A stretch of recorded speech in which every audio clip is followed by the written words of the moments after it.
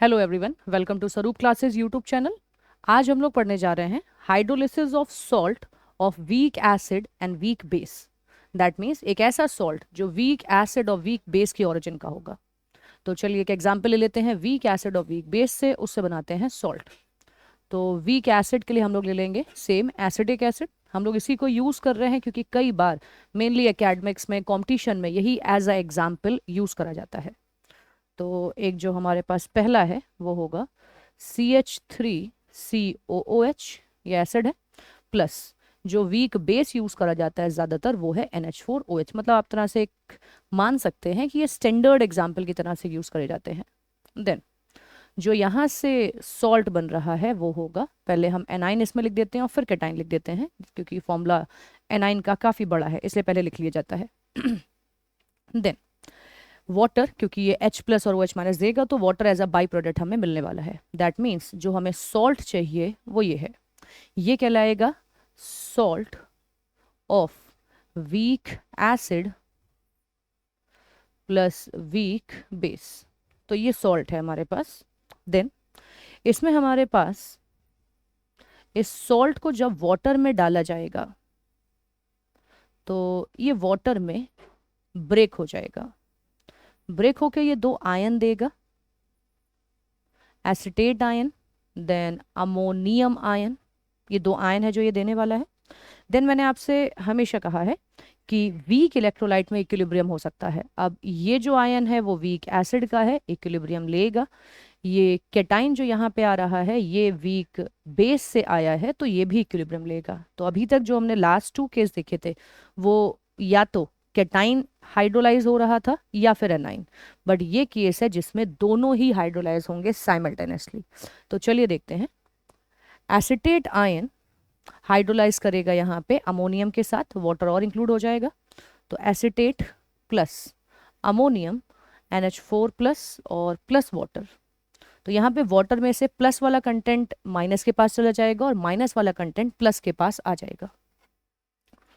तो ये बनेगा CH3COOH प्लस NH4OH, ये दो फॉर्म कर देगा। तो यहाँ पे ये हाइड्रोलिसिस हो चुकी है, बट ध्यान रखिएगा ना इसमें एसिड का H प्लस आयन रिलीज हुआ है ना ही बेस का OH। दोनों ही यूज हो गए हैं तो अभी हम कुछ डिसाइड नहीं कर सकते कि ये एसिडिक होगा कि बेसिक। वो हम रिजल्टिंग में ही देखेंगे। दोनों की रिलेटिव स्ट्रेंथ बताएगी। दोनों वीक हैं बट फिर भी एक की वीकनेस हो सकता है कम हो, एक की वीकनेस हो सकता है ज़्यादा हो। तो जैसा हमने हमेशा सबसे पहले हाइड्रोलिसिस कांस्टेंट लिखा है तो KH लिख लेते हैं। KH हो जाएगा CH3COOH, मतलब प्रोडक्ट। तो हम दोनों प्रोडक्ट के कंटेंट लेंगे और डिनोमिनेटर में हम लिखने वाले हैं रिएक्टेंट CH3COO माइनस, और ये हो जाएगा NH4 प्लस। तो कुछ ऐसा रहने वाला है। तो यहाँ पे एक एसिटेट आयन, मतलब ये हाइड्रोलाइज हुआ है और कुछ इस तरीके से हाइड्रोलिसिस हुई है।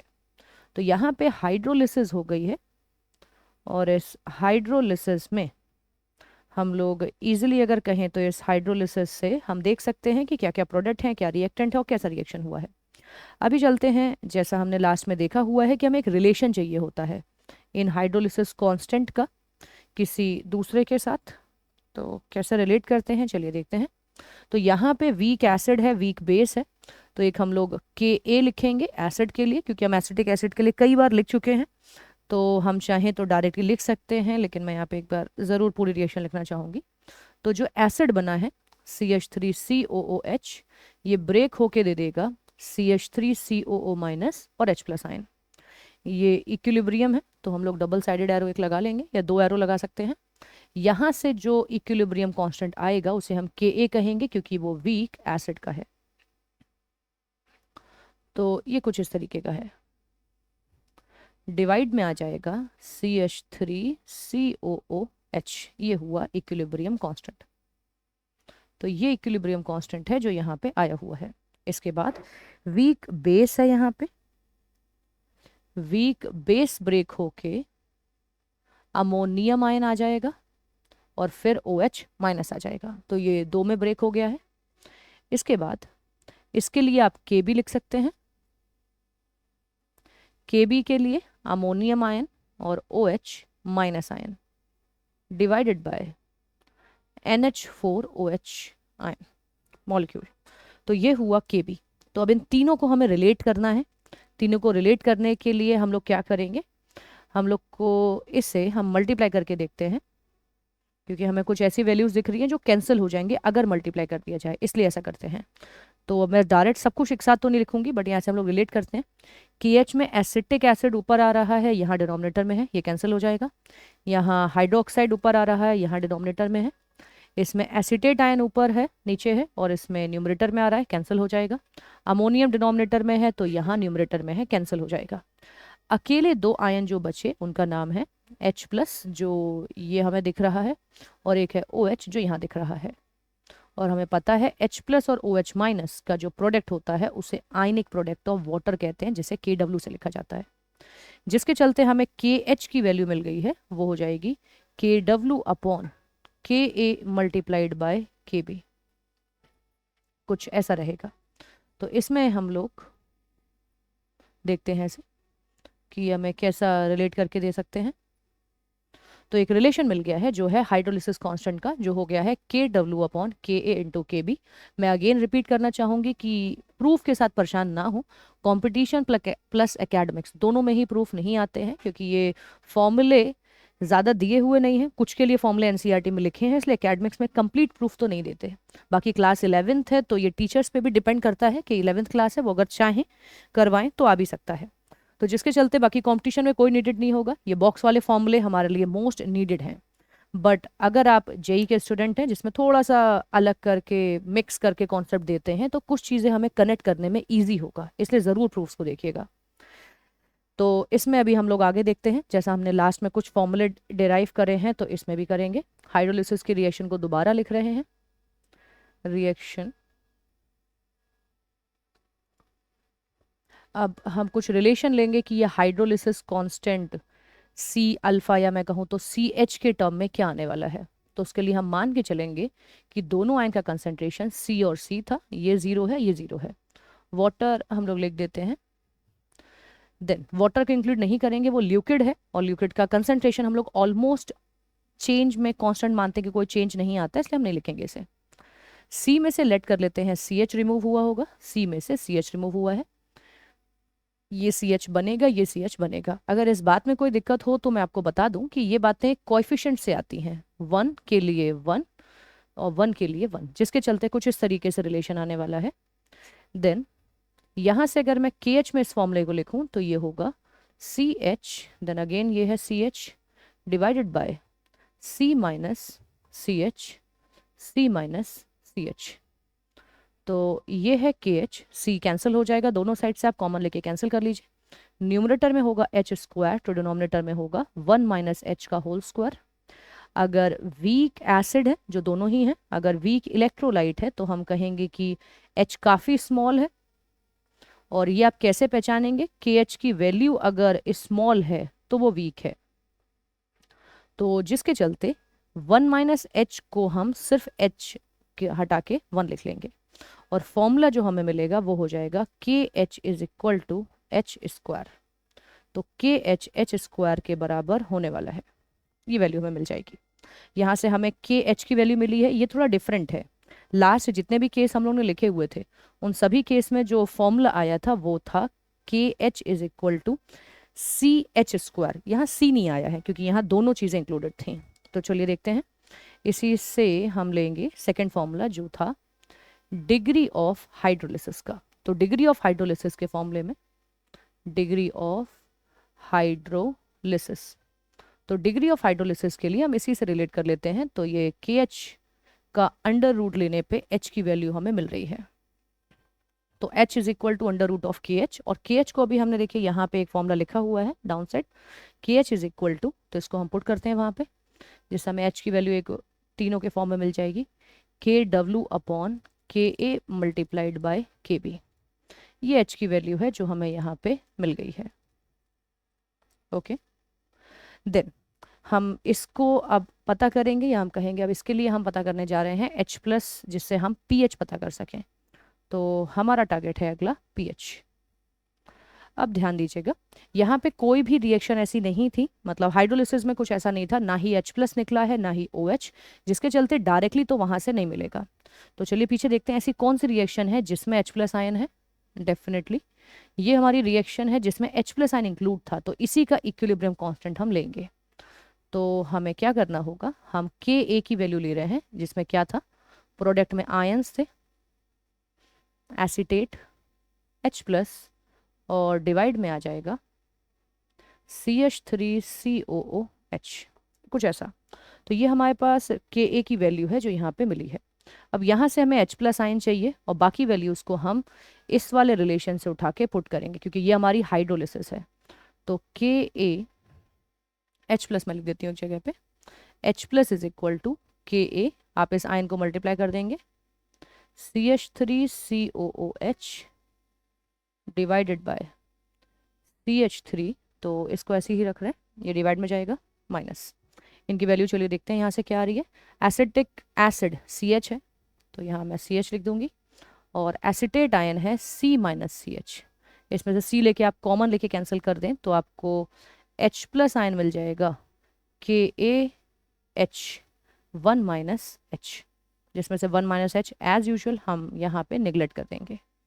तो ये H+ की वैल्यू है, बट हमें pH चाहिए तो हम लेने वाले हैं minus logarithm, minus log H+ ion, और ये हो जाएगा माइनस लॉग, और H+ आयन की जगह क्या लिखा हुआ है वहाँ पे उसे देख लेते हैं, वो है Ka इंटू एच। तो ये हो जाएगा माइनस लॉग KaH की वैल्यू मैं पीछे से जो हमने लिखी थी उसे ही लिख रही हूँ, KWKa इंटू KB। चलिए देख लेते हैं एक बार, तो ये H की वैल्यू है यहाँ पे लिखी हुई है, इसको उठा के हमने वहाँ पे पुट करा है, तो ये वैल्यू यहाँ लिखते हैं। देन कुछ बस मैथमेटिकल ऑपरेशंस हमें यहाँ करने होंगे। ये जो हाफ है चलिए इसे कॉमन ले लेते हैं, लॉग में हमें पता है पावर बाहर आ सकती है, Ka, लेकिन अभी पहले होल पे कर दिए जाए ज़रा, तो इसके लिए मैं एक स्टेप इंक्लूड कर रही हूँ। अंडर रूट के अंदर जब Ka जाएगा तो Ka स्क्वायर होगा, आपको पता होगा स्क्वायर की चीज़ 1 टाइम बाहर लिखी जाती है, तो बाहर की 1 टाइम चीज़ अंदर जाके स्क्वायर में होगी। आप हाफ को कॉमन ले लीजिए, अभी माइनस लॉग बरकरार है, और यहाँ पे अब क्या होगा, एक Ka को कैंसिल करते हैं तो हमें मिलेगा KW multiplied by Ka divided by KB। तो pH का फॉर्म ही हम डिराइव कर रहे हैं, और लॉग में जो मल्टीप्लाई की चीज़ होती है वो प्लस में आती है और डिवाइड माइनस में, तो ये हो जाएगा log KW plus log Ka minus log KB, तो ये हो जाएगा pH। देन इसके बाद pH की जो वैल्यू है वो होगा माइनस हाफ, ये सब चीज़ें हैं तो इसी में हम लोग अब इंक्लूड करते हैं, माइनस हाफ pKW 10⁻⁻14 है, तो ये -14 वैल्यू हमें दे देगा। इसके बाद हम यहाँ पे log Ka को pKa लिखने जा रहे हैं, और हमें पता है ये माइनस लॉग होता है इसलिए मैंने एक माइनस लिखा है, और माइनस लॉग KB को हम लिख देंगे pKb। तो pH का फॉर्मूला हमें मिलता हुआ 7, और माइनस माइनस यहाँ पे एक माइनस अंदर डिस्ट्रीब्यूट हो जाएगा, ये वैल्यू प्लस में है, हाफ pKa माइनस pKb। ये मिला है हमें final formula, proving not needed, but yet आपको देखना चाहिए एक बार, जिससे आपको एक रिलेट मिलेगा कि ये कैसे आया है। तो pH का यहाँ पे फॉर्मूला आया है 7 + हाफ pKa माइनस pKb। तो देखते हैं हमने क्या क्या देखा है अभी। तो ये था हाइड्रोलिसिस, एक वीक एसिड और वीक बेस का। हमने एक वीक एसिड लिया हुआ था, एक वीक बेस लिया, उससे सॉल्ट बनाया, सॉल्ट में से 2 आयन मिले, उन्हें हाइड्रोलाइज करवाया, उनसे हमने KH का एक फॉर्मूला लिया, और इस KH के फॉर्मूले को फिर हमने कंसंट्रेशन और डिग्री ऑफ हाइड्रोलिसिस के टर्म में एक्सप्रेस करा है, जो आपको ये बॉक्स वाले फॉर्मूले याद कर लेने हैं। बाकी अभी मैं समरी में लिख दूंगी, वो चीज़ें हैं जो आपको कट टू कट लर्न होनी ही चाहिए अगर आपको कंपटीशन के न्यूमेरिकल्स को अटेम्प्ट करना है with in a time frame. So KH हो जाएगा H², H है √KH, KH की वैल्यू हमने पीछे लिखी थी उसे हमने यहाँ पुट करा है। pH की यहाँ पे फॉर्मूला मिल गया है 7 + हाफ pKa माइनस pKb। तो चलिए क्लोज करने से पहले एक समरी लिखते हैं। तो समरी ये इसी केस की है, फिर हम लोग सबकी एक साथ लिख लेंगे समरी। तो पहले इस केस के लिए समरी लिख देते हैं। KH का फॉर्मूला याद कर लीजिए, KH का फॉर्मूला है KW/Ka मल्टीप्लाइड बाय KB। दूसरी चीज़ लर्न रखनी है हमें, के एच का एक और फॉर्म जो था एच स्क्वायर, सभी में सी एच स्क्वायर आया है। यहाँ से हमें एच का एक फॉर्मूला मिल रहा है डिग्री ऑफ हाइड्रोलिसिस का, जो है अंडर रूट के एच, और ये होगा अंडर रूट के डब्ल्यू अपॉन के ए मल्टीप्लाइड बाय के बी। तो के ए मल्टीप्लाइड बाय के बी ये अंडर रूट के अंदर आएगा। इसके बाद पीएच के लिए एक फॉर्मूला है जो हो जाएगा 7 प्लस हाफ, और यहाँ पे हमने भी पीछे लिखा था P K A minus P K B. सो ये है समरी, ये है कुछ फॉर्मूले जो हमें पीछे वाले रिलेशन से डायरेक्टली लर्न रखने चाहिए जिससे हम इस वाले केस को सॉल्व कर सकें। तो एक थर्ड और मैं समरी यहाँ पे एक इंक्लूड करूँगी, थर्ड पार्ट यहाँ का समरी सारे केस के लिए, जितने भी केस हमने पढ़े हैं, क्योंकि 3 ही केस हैं सॉल्ट की हाइड्रोलिसिस के लिए।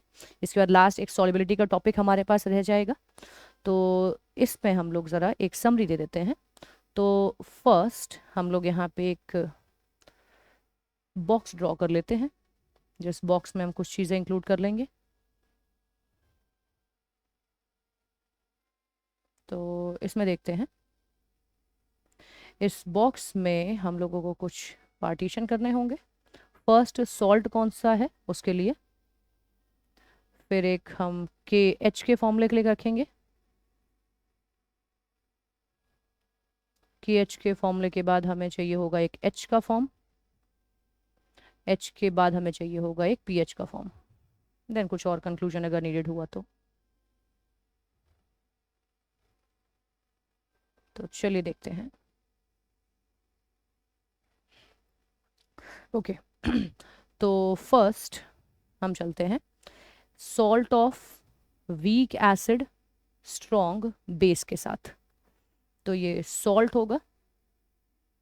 इस सॉल्ट में के एच की वैल्यू हमने डेरिवेशन में दी थी के डब्ल्यू अपॉन के ए। अगर आप भूल जाते हो तो उसके लिए मैं आपसे कहूंगी कि हमने कहा था इक्विलिब्रियम वीक में होता है, के डब्ल्यू सबके न्यूमरेटर में है, डिनोमिनेटर के लिए आप के ए लिखेंगे क्योंकि वीक एसिड है ना कि बेस। फिर अगर मैं एक के एच का फॉर्मूला एक दूसरे फॉर्म में कहूँ तो ये फॉर्मूला था सी एच स्क्वायर। अगर मैं एच की वैल्यू कहूँ तो ये है अंडर रूट के एच, जो यहाँ पे मिलेगा, थोड़ा सा रूट बड़ा रखना होगा हमें, अंडर रूट के एच अपॉन सी, और पी एच का फॉर्मूला है यहाँ पे 7 प्लस हाफ पी के ए। अगेन मैं आपसे कह रही हूँ ए फॉर द एसिड है तो आप याद रख सकते हो जो चीज़ वीक है उसी का पी के या पी के बी आएगा। ओके सेकंड पे चलते हैं। सेकंड हमारे पास है, अगर हम ले लें तो ये हो जाएगा स्ट्रॉन्ग एसिड और वीक बेस के लिए के एच का फॉर्म हो जाएगा के डब्ल्यू अपॉन के बी। ये हो जाएगा सी एच स्क्वायर और ये होगा अंडर रूट के एच अपॉन सी। फॉर्मूला सेम है। पी एच के फॉर्मूले में यहाँ माइनस आता है तो ये एक आपके लिए डिफरेंट होगा, P K B plus log c. Okay then third जो हम लोग ने आज डिस्कस करा है वो है वीक एसिड वीक बेस का केस। इसमें के एच के फॉर्मूले में थोड़ा डिफरेंस है, यहाँ दोनों वीक हैं तो के ए भी आएगा डिनोमिनेटर में और के बी भी आएगा। यहाँ सी नहीं आता, यहाँ सिर्फ एच स्क्वायर होता है जिसके चलते ये अंडर रूट के एच होता है, और फॉर्मूले में माइनस स्टार्टिंग में ही है एंड में है, तो ये है P K A minus P K B. So these are the formulas जो सॉल्ट की हाइड्रोलिसिस के लिए यूज होता है। यहाँ नो हाइड्रोलिसिस, इसलिए कोई फॉर्मूला या कोई भी केस हम इसके लिए नहीं लिखते हैं। So these are the formulas जो के एच एच और पी एच की वैल्यू देंगे। आप डायरेक्टली इसे याद कर लीजिए, एक साथ लिखेंगे तो काफ़ी ईजी लगेगा। सिर्फ एक थोड़ा variation weak acid weak base में है जो हमने आज पढ़ा। बाकी पी एच के फॉर्मूले भी ओके हैं, जिसमें अगर मैं आपकी कोई हेल्प करूं तो मैं आपसे कहूंगी आप ऐसे याद कर लीजिएगा कि जिसमें वीक एसिड है उसमें एडिशन आता है, तो वीक बेस के केस में सब्सट्रैक्शन आएगा। बाकी फॉर्मूला सेम है, वीक एसिड है तो पी के ए है और यहाँ पे भी पी के ए है। जब वीक बेस है तो के बी आया है और यहाँ पे भी हमारे पास पी के बी है और ये सब्सट्रैक्शन लेके आया है। जब दोनों ही वीक हैं तो ए भी आएगा और बी भी आएगा दोनों ही केस में। तो कुछ इस तरीके से आप फॉर्मूलाज को याद कर सकते हैं। कुछ क्वेश्चंस को भी हम लास्ट में अटेम्प्ट करेंगे जो इन डायरेक्ट फॉर्मूले पे हो जाएंगे। इवन एग्जाम्स में भी डायरेक्ट फॉर्मूले हेल्पफुल हैं और इजीली हम उन क्वेश्चंस को कर सकते हैं। ओके सो ये हमारा आज सॉल्ट की हाइड्रोलिसिस का टॉपिक फिनिश होता है। नेक्स्ट जो टॉपिक हमारे पास अभी रिमेनिंग रह गया है वो टॉपिक है हमारे पास सॉल्युबिलिटी प्रोडक्ट। जिस सॉल्युबिलिटी प्रोडक्ट में कॉमन आयन की हेल्प से भी हम कुछ क्वेश्चंस करते हैं वहाँ पे, और सॉल्युबिलिटी देखते हैं कि प्रेसिपिटेशन में कैसे हेल्प करता है। सो आज के लिए यहीं पे क्लोज करेंगे। Thank you for watching.